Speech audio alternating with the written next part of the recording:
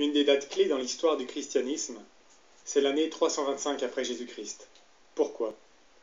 Eh bien, cette année-là, l'empereur romain Constantin va convoquer les 300 évêques les plus influents de l'Empire romain pour former ce qu'on appelle le premier concile œcuménique chrétien, le concile de Nicée.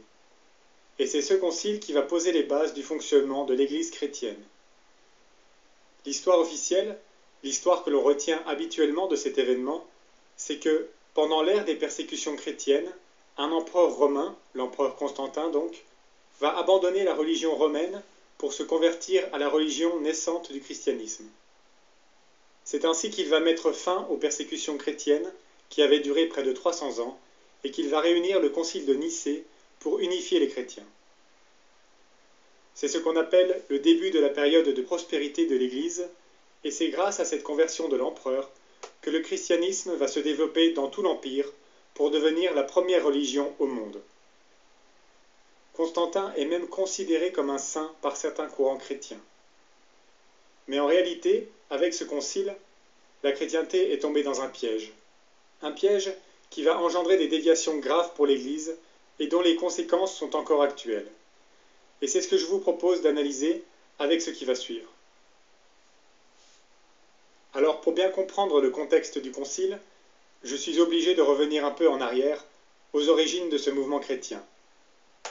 Après la crucifixion de Jésus dans les années 30, ses disciples vont commencer à diffuser son message dans tout l'Empire romain. Ce message va faire de plus en plus d'adeptes, c'est-à-dire qu'il va y avoir de plus en plus de monde qui vont refuser d'adhérer aux croyances romaines pour se convertir au monothéisme chrétien. Ce mouvement va créer des tensions au sein de l'Empire. Pourquoi des tensions? Eh bien, parce que cette religion naissante est en contradiction avec les us et coutumes de l'organisation sociale romaine. Par exemple, les chrétiens vont refuser d'adorer l'empereur et de lui offrir des sacrifices. Ils ne vont plus non plus participer aux fêtes religieuses et faire des sacrifices pour les divinités romaines.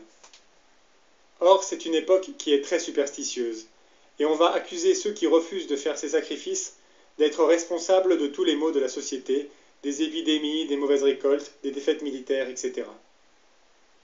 Et comme les conversions se produisent indépendamment des classes sociales, la remise en cause des croyances officielles romaines va générer des tensions et des divisions qui vont avoir lieu à tous les niveaux hiérarchiques, au sein du peuple, chez les riches, les pauvres, les esclaves, dans l'armée, mais aussi chez les dirigeants romains, au sein même de la cour de l'empereur. Ce mouvement, il va prendre une telle ampleur que les empereurs successifs vont craindre pour la stabilité même de leur empire. Et pour faire face à ces tensions, les dirigeants romains vont essayer de réprimer ce mouvement chrétien en interdisant cette religion et en persécutant ses adeptes. De l'année 303 à 311, c'est la dernière et la plus sanglante persécution officielle du christianisme par l'empereur Dioclétien. Le but de cet empereur, c'est de désorganiser complètement les communautés chrétiennes et de rendre les rencontres et les pratiques religieuses impossibles pour dissoudre définitivement ce mouvement religieux. Par exemple, il fait détruire tous les édifices importants et les écrits chrétiens. Les lieux de rencontre et les livres sacrés doivent être brûlés. Dioclétien supprime les privilèges pour les aristocrates qui se déclarent chrétiens. Il fait arrêter et tuer les chefs de file. Pour repérer les chrétiens au sein du peuple, des soldats et même de sa cour, il met en place des crieurs publics qui convoquent tous les habitants, hommes, femmes et enfants, pour les contraindre à faire des sacrifices à l'empereur. Il est difficile de s'y soustraire, puisque cet appel est nominatif, et tous les contrevenants sont ensuite torturés et tués. Durant ces persécutions, on s'aperçoit de l'immense densité des chrétiens, surtout en Orient. Mais malgré ces persécutions, les adeptes du christianisme ne cessent d'augmenter. En fait, les païens sont touchés par la grandeur de la foi de ces chrétiens qui n'ont pas peur de souffrir et de mourir pour défendre leur foi. Et du coup, ils adhèrent à leur tour au message de Jésus. Constantin, lui, il est encore jeune à cette époque, il vit à la cour de l'empereur pour être formé aux charges impériales et il assiste aux persécutions. Comme vous le savez, à la mort de son père, Constantin prend le pouvoir et va supprimer les autres Augustes pour devenir l'unique empereur. Par rapport aux troubles liés au christianisme, Constantin a vu que la méthode répressive de Dioclétien ne fonctionnait pas. Du coup, Pour faire face à la montée toujours croissante du christianisme, Constantin promulgue en l'an 313 l'édit de Milan pour apaiser et stabiliser l'Empire. Cet édit autorise aux chrétiens comme à tous la liberté de suivre la religion de leur choix. Bonjour à tous. Comme vous venez de l'entendre dans la vidéo, c'est bien l'empereur romain Constantin qui mettra progressivement un terme aux persécutions dont étaient victimes les adeptes du christianisme. Je vous mettrai le lien de la vidéo dans son intégralité dans le texte qui se trouve sous la vidéo. En l'an 313, avec l'édit de Milan, il mettra fin aux persécutions contre les chrétiens qui duraient depuis plus de 2 siècles. Mais bien qu'il ait permis au christianisme de se répandre officiellement dans le vaste empire romain, l'empereur romain Constantin ne se fera baptiser que sur son lit de mort, raison qui nous pousse à croire que sa conversion au christianisme n'étant en fait qu'une illusion destinée à tromper les chrétiens de l'époque. Constantin est considéré comme le premier empereur romain chrétien. L'histoire rapporte qu'il se serait converti au christianisme en l'an 312, suite à une vision qu'il aurait eue avant la bataille du pont Milvius. Bataille qu'il gagnera parce que les soldats chrétiens se seraient tout de suite engagés dans son armée lorsqu'ils apprirent que Constantin était devenu chrétien. L'empereur romain, Constantin, était devenu tellement chrétien qu'il ne se fera baptiser que sur son lit de mort. Bien que les historiens essaient d'encenser la personnalité de l'empereur Constantin, parce qu'il avait reconnu et autorisé officiellement le christianisme dans l'Empire, il faudrait tout de même apporter quelques nuances sur ses véritables convictions idéologiques concernant cette même religion. Et s'il s'était fait baptiser que sur son lit de mort, c'est que de son vivant, il ne reconnaissait pas vraiment le contenu théologique de ce dogme religieux chrétien. Bien qu'il n'acceptait pas le christianisme dans son intégralité, l'empereur Constantin se permettra tout de même en l'an 321 de faire publier un décret qui imposera l'observation du dimanche comme le premier jour de la semaine, en l'honneur du soleil comme jour de repos légal. Et l'histoire nous présentera ce décret comme suit. Dans la première partie du IVe siècle, un édit de l'empereur Constantin établira le dimanche comme jour de fête dans toute l'étendue de l'Empire romain. Le jour du soleil étant vénéré par ses sujets païens et honoré par les chrétiens. La tactique de Constantin consistait en fait à rapprocher les adeptes des deux cultes. Et les évêques de l'époque accepteront cette adoption du dimanche car ils pensaient que si le même jour était observé par les chrétiens et les païens, ces derniers seraient incités à se convertir par la suite au christianisme. Loin d'être un atout pour le christianisme, la conversion fictive de l'empereur romain, Constantin, sera en fait une catastrophe pour le christianisme, car désormais toutes les coutumes païennes vont s'introduire et intégrer les dogmes de l'Église en dénaturant complètement la véritable source du christianisme. Dans son livre intitulé Histoire de la destruction du paganisme en Occident, l'auteur Arthur Beugnot disait dans le volume 2, à la page 264, le monde, couvert d'un manteau de justice, entra dans le christianisme de Rome. Alors, l'œuvre de la corruption fit de rapides progrès. Le paganisme, pour ceux qui ne connaissent pas la définition du mot paganisme, c'est un terme employé depuis le VIe siècle par des chrétiens pour désigner la religion de ceux qui ne sont ni chrétiens ni juifs. Donc, le paganisme, c'est-à-dire le dogme des païens, pour être plus précis, le paganisme paraissait vaincu, tandis qu'il était réellement vainqueur. Son esprit dirigeait désormais l'Église romaine. Des populations entières qui, malgré leur conversion, étaient païennes, par leurs mœurs, goûts, préjugés et ignorance, passèrent sous les étendards chrétiens avec leur bagage de croyances insensées et de pratiques superstitieuses. Le christianisme à Rome adoptera et intégrera une grande partie du système de l'ancien culte impérial, ainsi que ces fêtes qui prirent toutes les couleurs plus ou moins chrétiennes. Lorsqu'on réfléchit sur le fait que Constantin ne s'est même pas soucié de faire semblant de se faire baptiser suite à sa conversion, mais il avait attendu jusqu'au lit de sa mort, on peut se poser la question tout de même de savoir si cette conversion au christianisme n'était pas vraiment une stratégie pour Constantin. Je pense qu'il n'était pas vraiment croyant, il ne croyait pas vraiment en ce dogme, mais il avait besoin des chrétiens pour renforcer la puissance de l'Empire romain et augmenter la ferveur des Romains qui commençaient à baisser assez fortement. Et concernant le baptême, Jésus précisait, du moins disait à ses disciples, hein, celui qui croira et qui sera baptisé sera sauvé, mais celui qui ne croira point sera condamné. Hein. Donc pourquoi Constantin alors ne s'est pas fait baptiser dès sa soi-disant conversion, hein? C'est parce qu'il n'avait pas vraiment cru au christianisme. Durant sa vie, l'empereur Constantin présidera plusieurs conciles et publiera plusieurs décrets. Hein. L'un de ces conciles, comme ça a été dit dans le petit extrait de la vidéo, hein, est le concile de Nicée, hein, qui aura lieu en l'an 325 après Jésus-Christ. Hein. L'empereur convoquera plusieurs prêtres pour mettre fin à une controverse qui menaçait l'unification de l'Empire romain à cette époque.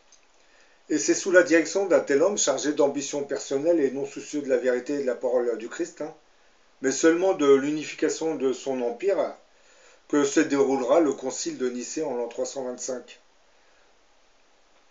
Juste 4 ans après son décret sur l'observation du dimanche. Hein. C'est pour ça aujourd'hui quand on nous dit le dimanche c'est le jour du Seigneur, mais en réalité c'est un jour qui a été choisi par l'empereur Constantin, il ne faut pas l'oublier non plus. Hein. Il réunira les autorités religieuses chrétiennes afin de mettre un terme aux différents courants qui s'opposaient à l'époque. Il est utile de rappeler dans ce contexte que l'empereur Constantin était lui-même païen. Hein. Il adorait le soleil, aussi il réforma le christianisme en fonction de ses aspirations spirituelles. Hein. Le conseil œcuménique, première dans l'histoire de l'Église, avait donc été convoqué par l'empereur Constantin à Nicée, en Bithynie. Aujourd'hui, cette ville, c'est Iznik, hein, c'est en Turquie. Hein. 300 évêques représentant presque toutes les provinces orientales de l'Empire, hein, où l'hérésie était surtout centrée, hein, seront convoqués à ce concile de Nicée. Hein. Et avec ce concile de Nicée, la chrétienté est en fait tombée dans un piège qui va engendrer des déviations graves pour l'Église, et dont les conséquences restent visibles encore aujourd'hui. Hein. Par exemple, lors de ce concile, considéré comme le premier concile œcuménique, la base de la doctrine de la Trinité, hein, c'est-à-dire cette doctrine étrangère à la fois apostolique, sera discutée pour finalement être solidement établie en l'an 381 après Jésus-Christ, lors du concile de Constantinople. Hein. Les prêtres et les évêques présents, sauf deux, signeront un credo, hein, le credo de Nicée, hein, sous la pression de Constantin qui les menacèrent d'exil. Hein. Le concile de Nicée sera organisé par l'empereur romain, Constantin, afin de mettre en place une vision commune sur la véritable nature du Christ. Parce qu'à cette époque, il y avait deux courants, celui de la Trinité et l'autre n'acceptait pas cette vision. C'est un certain Arius qui était un théologien d'Alexandrie, hein, du début du IVe siècle. Hein. Lui n'accepte pas la doctrine de la Trinité. L'arianisme, qui sera développé par Arius, affirmait que si Dieu est divin, son Fils, lui, est d'abord humain, mais un humain disposant d'une part de divinité. Le Fils n'est donc pas de la même nature que Dieu, un créé et éternel, hein, alors que Jésus, lui, est créé et temporel. C'est un corps physique en langage plus clair. Hein. Dieu, c'est de l'énergie. Si le Fils témoigne de Dieu, il n'est pas Dieu. Et si le Fils possède un certain degré de divinité, elle est de moindre importance que celle du Père. Là, vous voyez, il y a une grosse différence, hein, entre la Trinité et la vision d'Arius. Hein. Pour Arius, le Père seul est éternel. Hein. Le Fils et l'Esprit ont été créés. Hein. Donc, c'est une vision qui sera entre autres partagée par la religion musulmane, hein, qui reconnaît la nature messianique du Christ. Hein. Il était venu en tant qu'homme pour accomplir une mission sur terre. Prétendre que le Christ était l'incarnation de Dieu sur terre n'est qu'un blasphème dont la source inspiratrice, hein, ne pouvait être que le diable, hein, qui une nouvelle fois réglait ses comptes avec Dieu en se riant de lui. Le premier concile de Nicée, convoqué par Constantin en 325, hein, rejettera l'arianisme. Celui-ci sera qualifié d'hérésie par les chrétiens qui optaient pour la doctrine de la Trinité. Hein. Mais les controverses sur la double nature divine et humaine du Christ se prolongeront pendant plus d'un demi-siècle. Les empereurs qui vont succéder à Constantin reviendront tout de même à cette vision de l'arianisme. Hein. Et c'est à cette fois que se convertiront la plupart des peuples germaniques, qui rejoindront l'Empire en tant que peuple fédéré. Les Visigoths d'Hispanie, c'est-à-dire l'Espagne, les barbares Visigoths, si vous voulez, resteront ariens jusqu'à la fin du VIe siècle, hein, et les Lombards jusqu'au milieu du VIIe siècle. Hein. C'est pour vous dire, hein, cette vision d'Arius était partagée par beaucoup de peuples, hein, puisqu'ils n'admettaient pas qu'on dise que le Christ était Dieu, était l'incarnation de Dieu sur terre. C'était invraisemblable de dire des choses pareilles. Arius précisait que le Christ ne pouvait pas être comparé au Créateur, hein. Ce sont deux personnes différentes, des personnalités différentes. Dieu est le créateur des mondes, c'est de l'énergie qui nous crée. Le Christ, c'est une créature de Dieu. Donc, vous voyez. Je tiens à repréciser que l'empereur Constantin était païen. Il adorait le soleil, aussi il réforma le christianisme en fonction de ses aspirations spirituelles, hein. Et de nombreux manuscrits auraient été supprimés à cette occasion. On écarta tout ce qui aurait pu, d'une manière ou d'une autre, affecter l'ordre social, hein, de l'Empire romain, hein. Les évangiles qui ne suivaient pas la norme romaine ne seront pas intégrés dans le Nouveau Testament.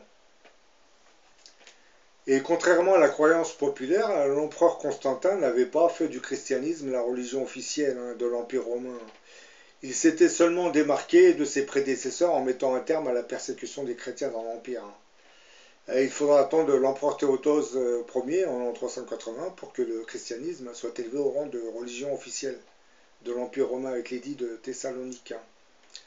Bah là, vous avez une version de l'histoire, hein, qui ne va pas plaire à nos élites du Vatican, hein, puisque le Vatican continue de transmettre un dogme religieux qui a été préparé, du moins qui a été fondé lors du concile de Nicée en l'an 325 après Jésus-Christ, hein, sous la direction de l'empereur romain Constantin. Donc, le dogme religieux chrétien a été épuré de certaines choses qui menaçaient l'ordre social de l'Empire romain. C'est pour cette même raison que dans beaucoup de mes vidéos, je vous explique que l'avenue de ce mystérieux grand monarque qu'on appelle le Mahdi ou l'Antéchrist, hein, va probablement corriger toutes ces fautes. Parce que lui, je pense qu'il va revenir à la véritable source du christianisme. Donc, pour lui, le concile de Nicée, c'est une déviation. On aurait, au concile de Nicée, on aurait, comment dire, détourné le christianisme de ses vraies valeurs.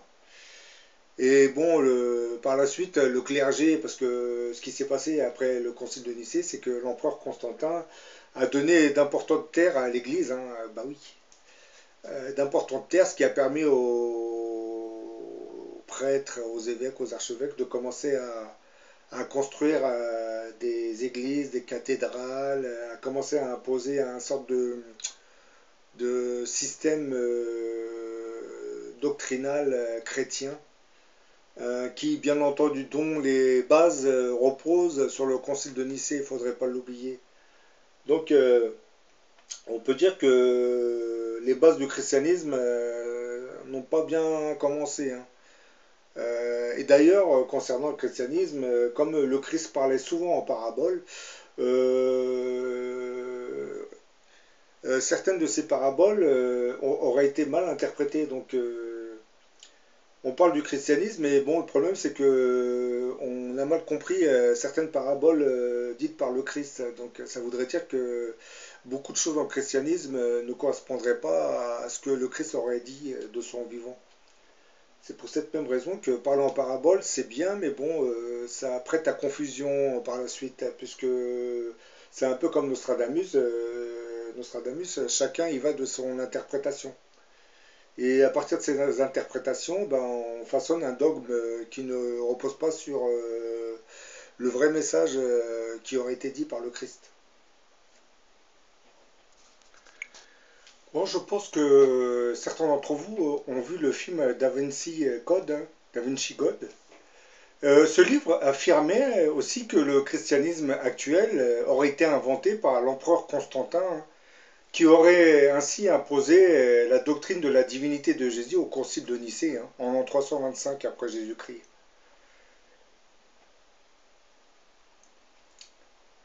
Ben, comme ça a été dit dans le petit extrait de la vidéo, avant le règne de Constantin, c'était l'empereur Dioclétien qui régnait sur l'Empire romain de 284 à 305 après Jésus-Christ, hein.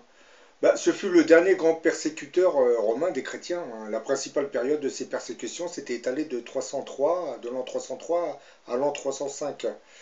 Il y eut alors de nombreux martyrs, hein. Beaucoup de propriétés et de livres chrétiens seront détruits, hein, par cet empereur, hein. Quant à Constantin, qui était le fils du dernier empereur persécuteur des chrétiens, hein, Dioclétien, hein. Constantin, quant à lui, sera proclamé empereur en l'an 306, mais il sera contesté par son rival Maxence, qu'il vaincra en 312 à la bataille du pont de Milovan. L'Empire romain était alors en danger d'éclatement. On raconte que l'empereur Constantin aurait eu une vision avant la bataille, hein. Il aurait aperçu une croix dans le ciel et à partir de cet instant pensait qu'il allait vaincre grâce à ce signe de la croix. Ah ben, il va prendre cela comme le signe que le christianisme était la bonne religion, hein, grâce à laquelle il allait pouvoir unifier l'Empire, hein. Et suite à cela, il va publier l'édit de Milan en 313, hein, comme je l'ai dit tout à l'heure, hein, qui mettra officiellement fin aux persécutions et qui va restituer aux chrétiens leurs biens qui avaient été spoliés. Bah, au cours de cette même période, comme je l'ai dit, là, il s'est élevé une controverse au milieu des chrétiens concernant la divinité de Jésus, hein. Cette contestation s'appuyait surtout sur les enseignements d'Arius, un évêque qui vivait en Libye entre 250 et 356 après Jésus-Christ, hein. La position d'Arius n'affirmait pas que Jésus était un... C'est-à-dire affirmait que Jésus était un grand homme puissant. Bah, Arius considérait Jésus comme le sauveur venu du ciel, hein. Il fondait ses arguments sur la Bible et non sur les doctrines gnostiques, hein. Il précisait que Jésus était le Fils de Dieu et en aucune manière c'était Dieu incarné, hein.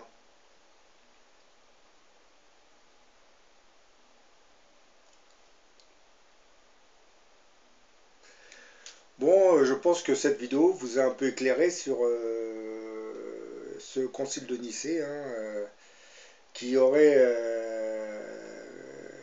d'où seraient sorties les bases du christianisme actuel, hein. Et bon, il y a beaucoup de choses à revoir sur ce concile de Nicée, hein, puisque on pense que le christianisme est né à partir des écrits du Christ, mais non, hein. Le fondement même de la doctrine chrétienne est né à ce concile de Nicée, hein.